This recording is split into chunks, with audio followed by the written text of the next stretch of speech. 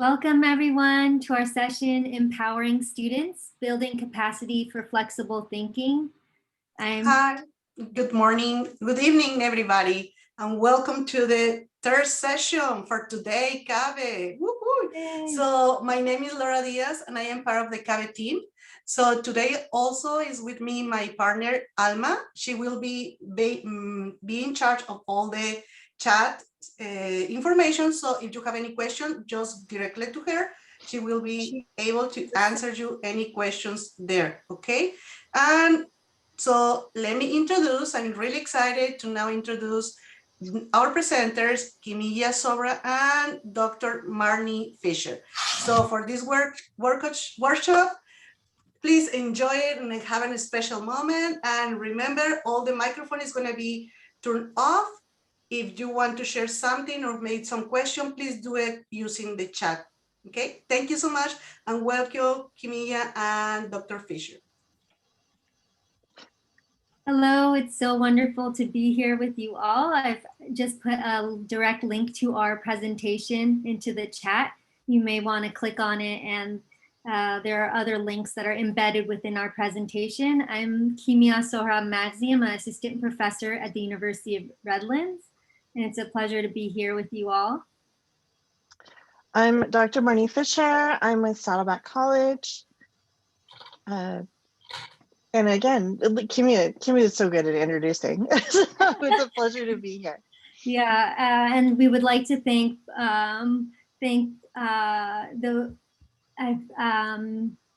everyone on the CABE team and staff for helping us and for putting together such a wonderful CABE 2021 session, or I should say conference. Yeah. Okay, we will go ahead and get started. I've put the link again. I will put the link into the chat so you can actually access the entire presentation. It's a tiny URL. Just a comment, Kimiya. They say they need you need to open the access for everybody because it's not letting them go. Okay, thank you so much. I just made the correction. Is it working now? I got it. Thank you. Okay, great.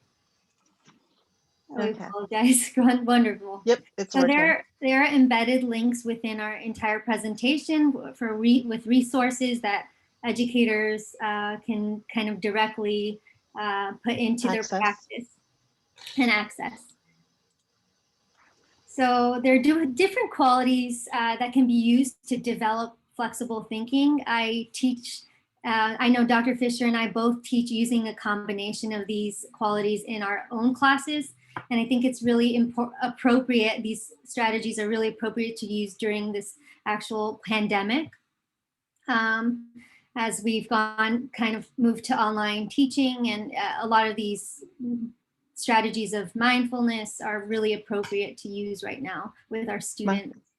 Mindfulness, flexible thinking. The idea is that, and I know Kimiya has also seen that, and I'm sure all of you as well, have seen that our students, we're struggling more as educators, but our students are struggling more. The parents are struggling more. This is happening from a pre-K to university, kind of stretch. We're all experiencing this. So flexible thinking is more important than ever.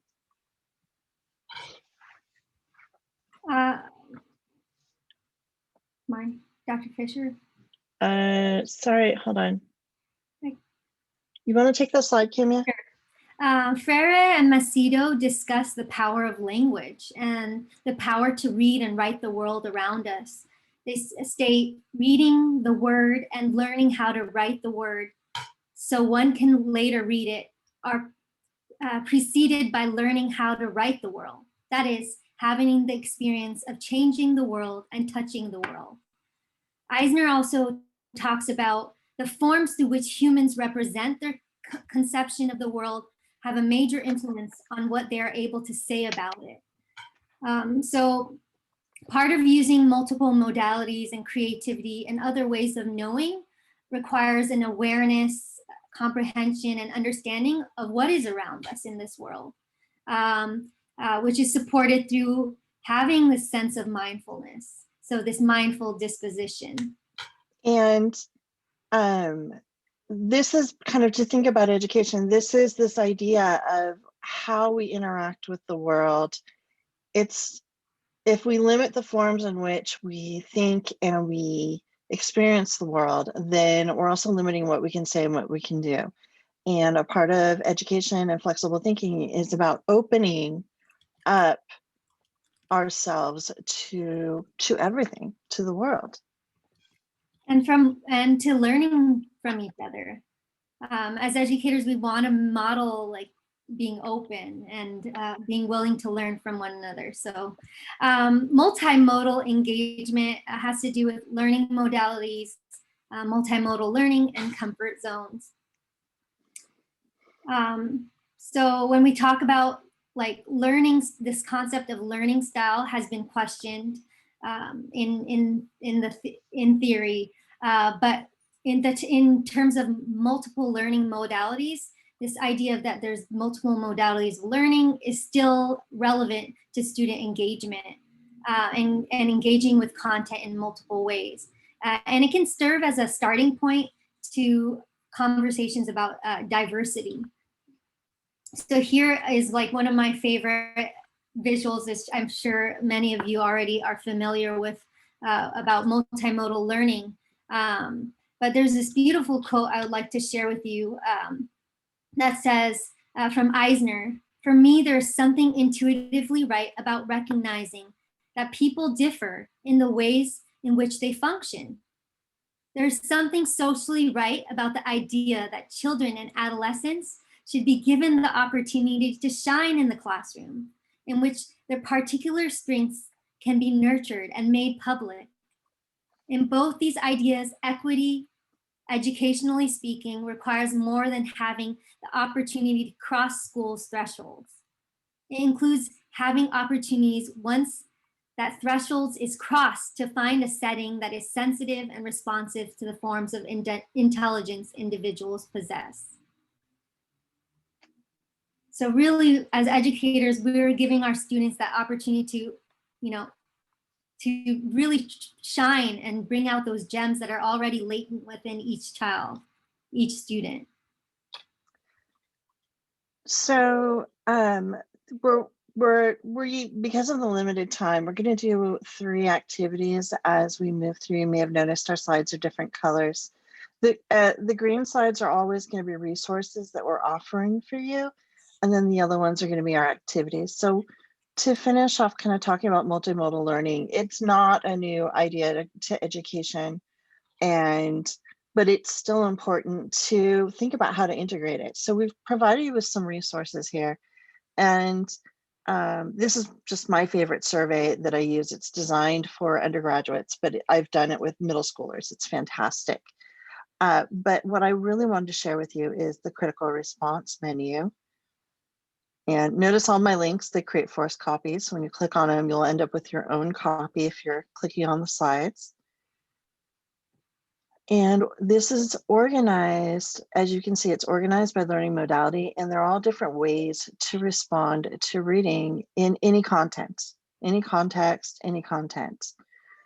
And it's worded for college students. Once you have your own copy, you can tinker with it and change with it all you want and add things to it, absolutely okay.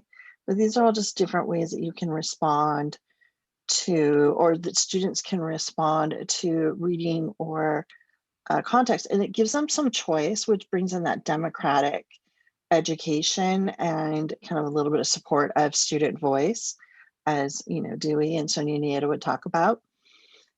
So we have that element that it brings in, but also it works as let me go back to the list. As you can see, it's a pretty long list. There's about 35 or 40 things here. It gives you a list of things that you can also use as engaging teaching methods that you can use in the classroom. And we did include at the end, there's a rubric. So this is just one of the many resources that we're going to offer you today. And might I say, I know there's been some questions in the chat about the layout or the format. We understand that we're using a non-traditional format to Present. view how to present in what view, but we like using the sidebar as a navigation pane, and this allows open the links that we've embedded within our presentation and kind of show you some of the direct links. Otherwise, if we're in a presenter view, it's a little bit more tricky and difficult. So this is a little more accessible. The other thing that I teach this way, and since I'm the one running the slides, I teach this way because my students like to see what's coming up. Yeah. And like you, I always provide them with the link at the very beginning to the slides so that they can access everything. And also in terms of the link, we provided the link direct to our PowerPoint. So I will share it once more with the entire group. Through the chat. Through the chat. Please feel free to click on it. It creates a forced copy, or you can save it and use the resources that we're providing today.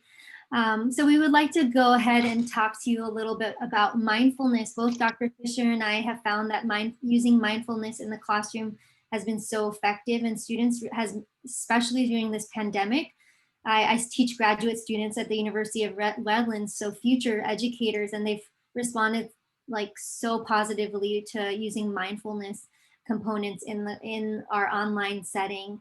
I will also walk you through a breathing activity.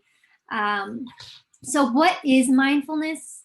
According to, well, mindfulness actually has its roots in Eastern meditation practices. And John Kabat-Zinn actually describes mindfulness as paying attention on purpose in the moment and non-judgmentally. This awareness, it's awareness that emerges through just having a mindful disposition.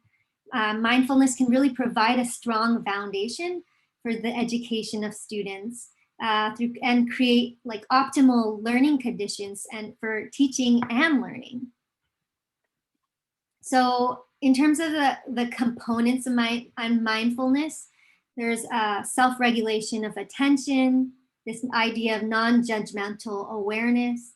And mindfulness is also known as participatory observation and this concept of beginner's mind. So what is beginner's mind? It comes from Zen Buddhism, and it's this idea referring to having an attitude of openness and an eagerness and lack of preconception when studying a subject. It's like when we come to study something, even at an advanced level, we're coming at it from a beginner's point of view, a beginner's mind, just like a beginner would. So excited, open to, ready to learn, and not letting your prior knowledge, like it's good to build on prior knowledge, but you don't want to let those, you don't want that prior knowledge to become assumptions that limit learning.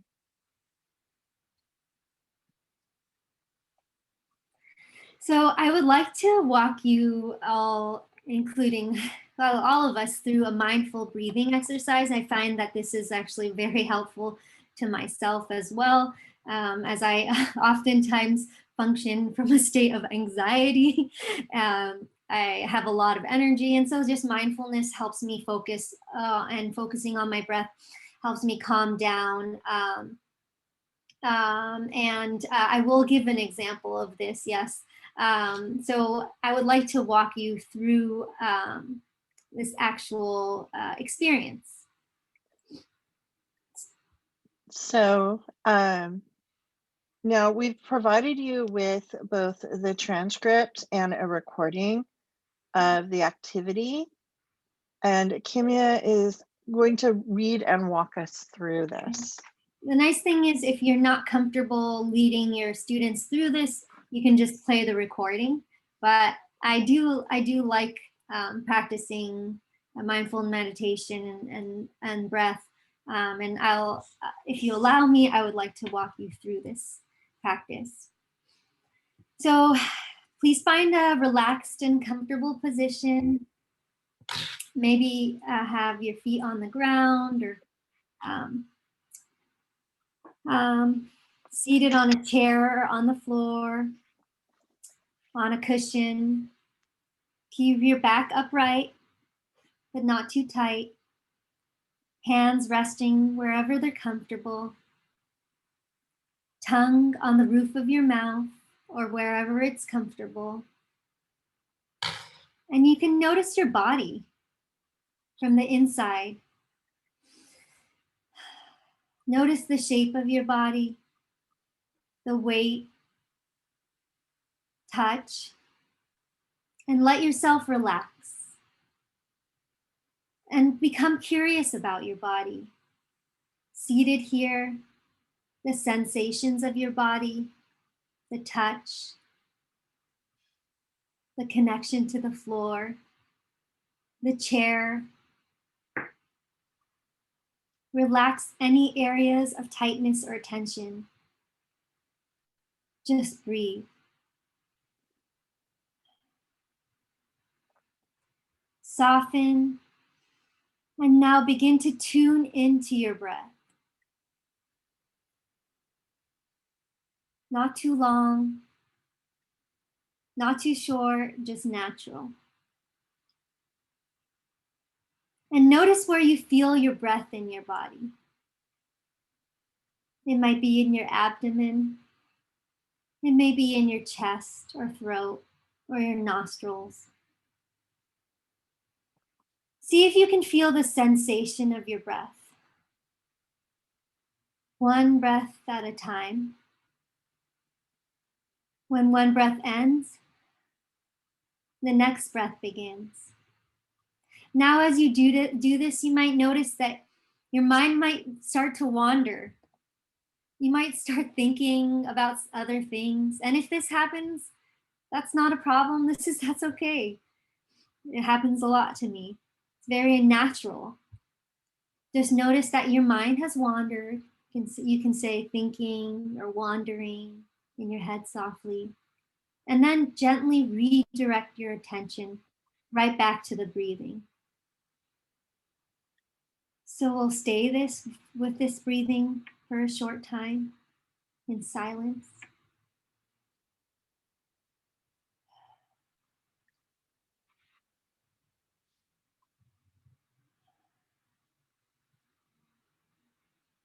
Noticing our breath. And from time to time, getting lost in thought and returning back to our breath. See if you can be really kind to yourself in the process. And once again, you can notice your body, your whole body, seated here. Let yourself relax even more deeply, and then offer yourself some appreciation for doing this practice today. And whatever that means to you, finding a sense of ease and well-being for yourself and for this day.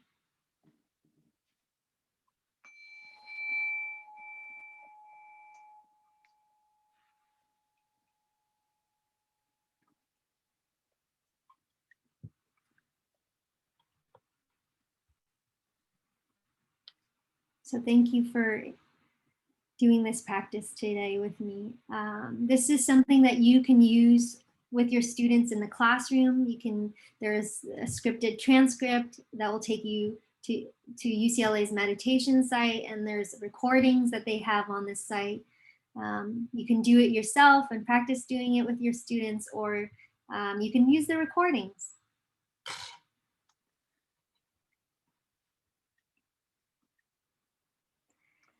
So go ahead. So growth thinking, we're gonna look at the ways, the benefits of it, motivation and achievement, ways we can build growth thinking, and look at a survey that you can use as a resource for growth thinking.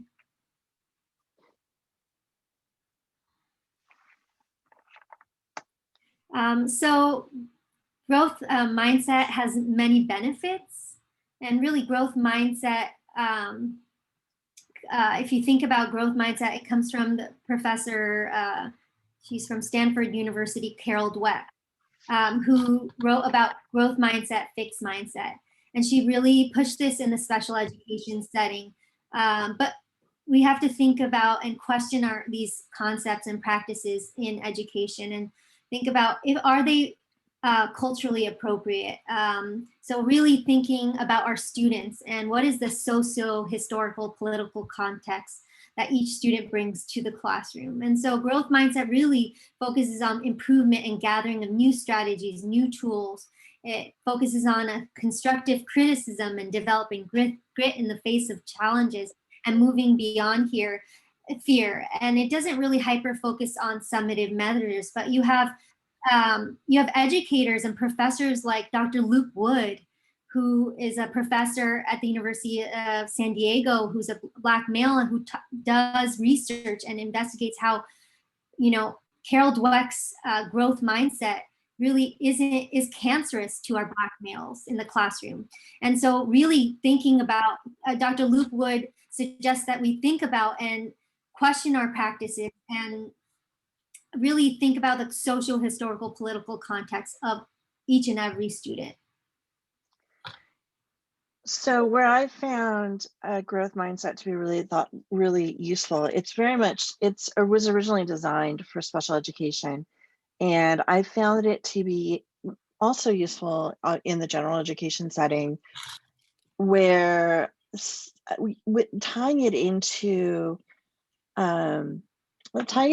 goal setting.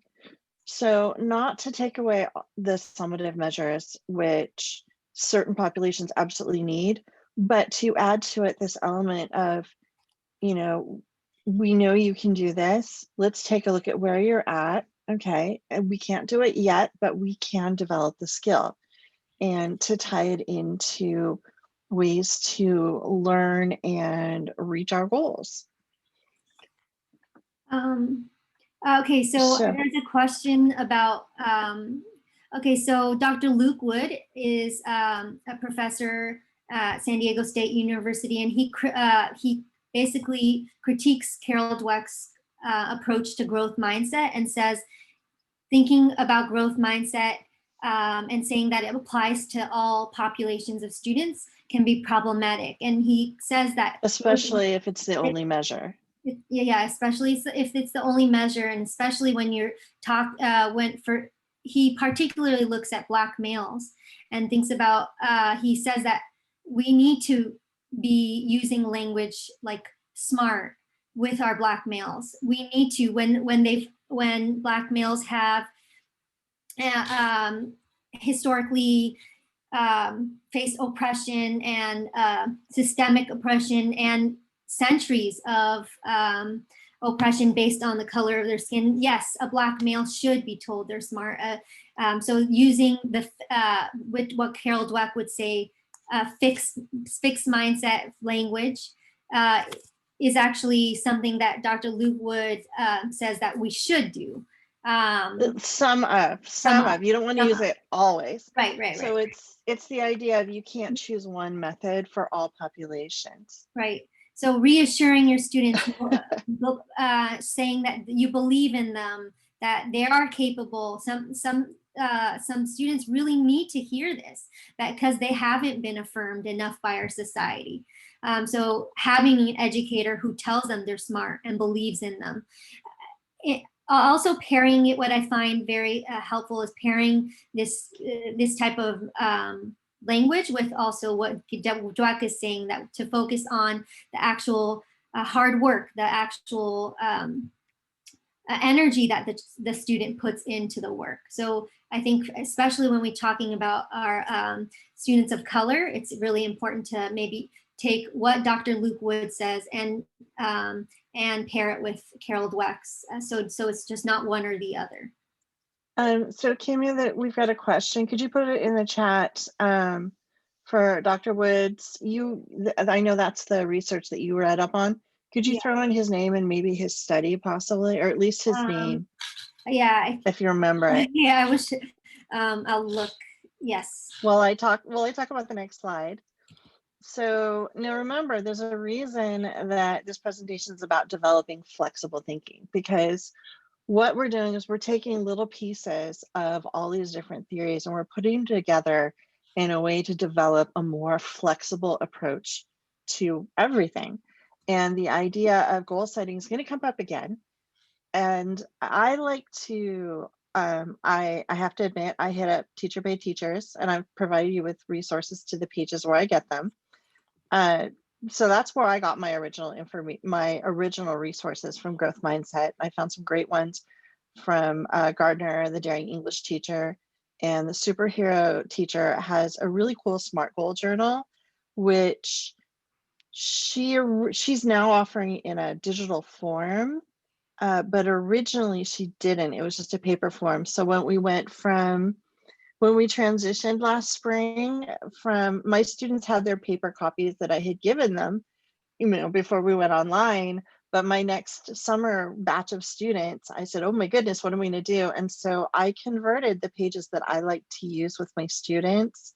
So I have 4 weeks here, and these are all Google Draws. So it'll create a copy of it when you click on the link. And when it opens, each box, and you can make them bigger in Google Draw by changing the width, but each box will, if you double click on it, these are how I create my worksheets with my students. So it'll give you a place where you can enter information. So I've provided you my versions, and I've also given you the links to the sources that I found really helpful. So I apologize. My EndNote is not opening at the moment. Okay, just put Luke Wood. But I did put a non-academic like interview that they did with Dr. Luke Wood about the growth mindset being a cancerous idea when taken in isolation. So I think there may be, but if you're interested in actual articles, like research-based articles that he wrote, I can try to open if you email me directly to Kimiya, you can email me directly and I can send you the book article type. Kimiya, I was gonna say, throw your email in the chat then, okay. Having just promised them. Okay, so creativity and flexibility. This is my happy place always when thinking about teaching and learning. So I'm sure that, having right brain being the creative side, left brain being logic, this is typically, we learn about this during our teaching credentials. This is not new information. What I find really interesting about it was Daniel Pink's ideas of how in each age we have changed our focus as a society.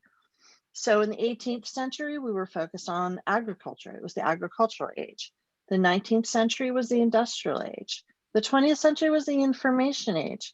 But as we're, in the 21st century, it's the conceptual age. The people who are the creators and the thinkers and the designers who are going to be the ones who are successful. So the idea of bringing creativity back in, especially after having gone through a period where just pure information was important, it's important to also kind of bring that creativity back into our teaching and our learning. So these are some of my favorite resources. I've been using Von Oech since the 90s. I love his stuff. I believe the second link takes you to, this is a really fun resource I provide for my students. I actually, and you see on the PowerPoint, I mention the Creative Whack Pack and the Innovative Whack Pack. I actually ordered these. And if we were in a room together, we would be like looking at them. We'd have them on the tables to look at. So in a physical classroom, I pass these out every week and students pick one. They take a photo of it with their phone and then give it back because I don't want to run out of cards. And they apply it to their life for the week. The other fun thing though is that Von Oech offers every day a different whack of the day. So you'll get the same whack I just got because it's just one a week, but they each have something about thinking.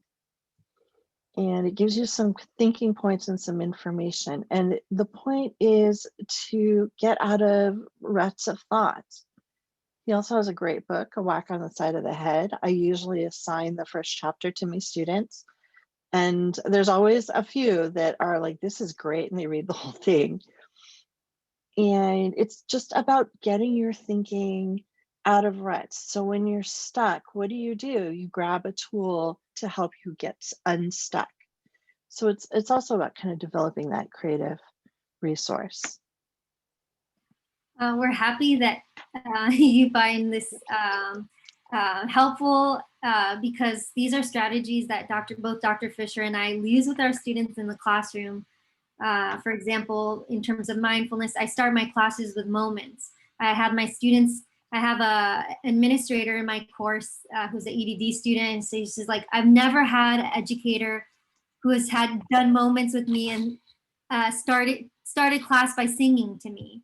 And if you think about it, if we use different modalities to communicate with our students, like it'll get them to also start thinking in different modalities, and that may perchance help them connect with their students who maybe they don't always, like maybe essay writing doesn't always resonate with them. But if someone speaks to them through song or through music, then maybe, so we know Dewey, Bishop, Berryman, they all talk about the importance of relationship building in education, in a student's learning process. And so these are all opportunities for us to reconceptualize our approaches to teaching and learning in the classroom.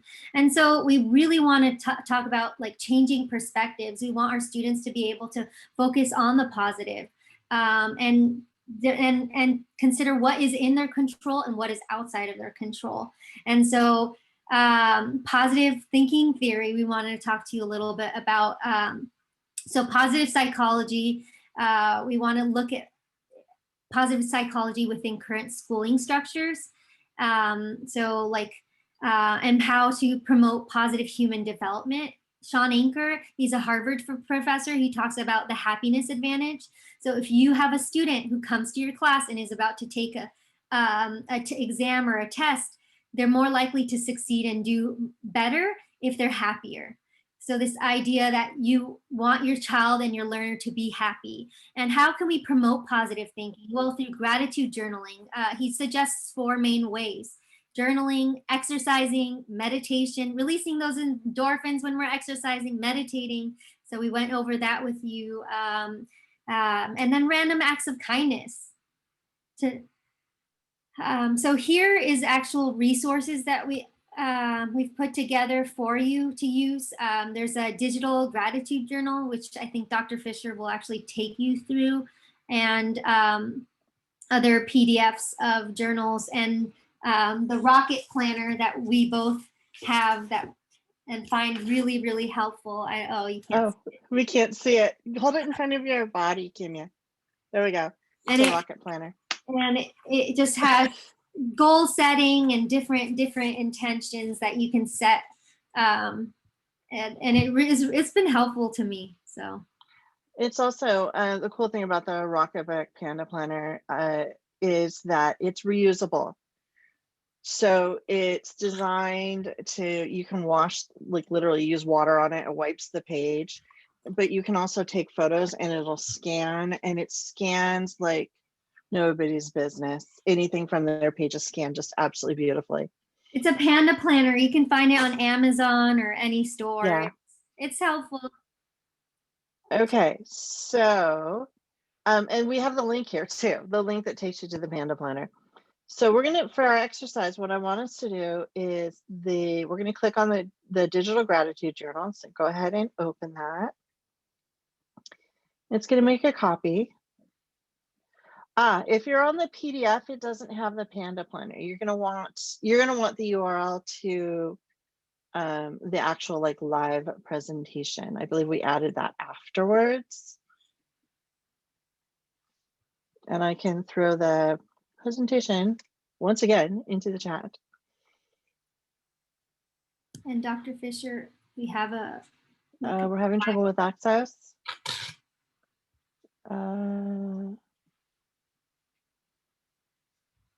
Hang on. And Dr. Fisher, I think we have a few more minutes left.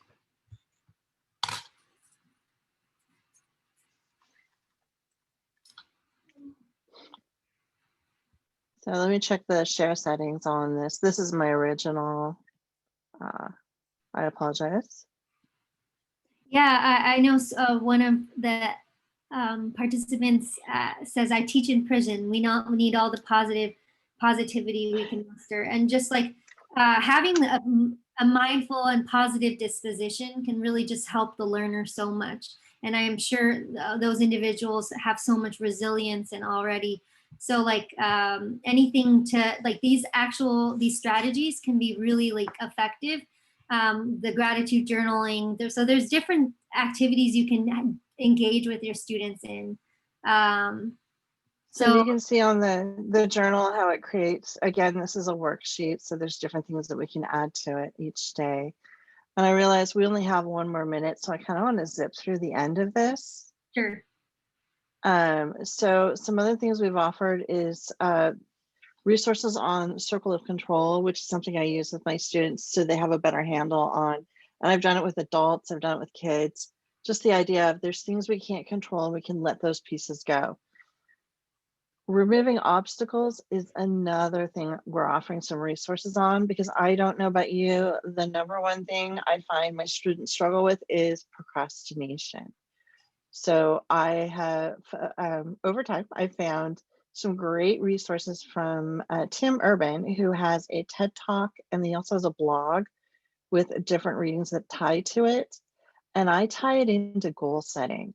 And what I love about the goal setting is that, and this unfortunately didn't make it as a worksheet because it's something the students print and write out, but where it takes your goal and it looks at where you need to be in 1 year, 6 months, 1 month, a week, but the important piece is starting today to work on our goals to help kind of beat that procrastination.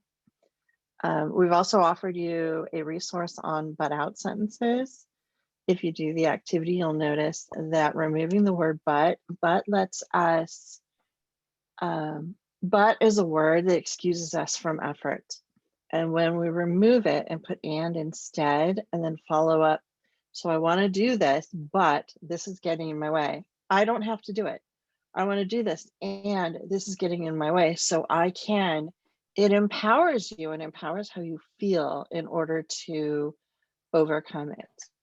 And I know we're over time. The last thing, if you are curious about how some of these things look when taught digitally, I did put under the questions the link to, I have a Canvas course where under the modules, you can see how it has models of how I actually teach a lot of these different activities during usually my first 2 to 3 weeks with a class. Thank you so much. Thank you, Dr. Fisher. Thank you, Kimiya. I hope you enjoyed your session, and we need to move to the next session. So I see you in the closing session. Everybody have a wonderful evening. Goodbye, everybody. Thank you. Bye. Bye-bye. Thanks for Thank joining you very us. much. Thank you for joining us. Thank you. Bye-bye. Bye.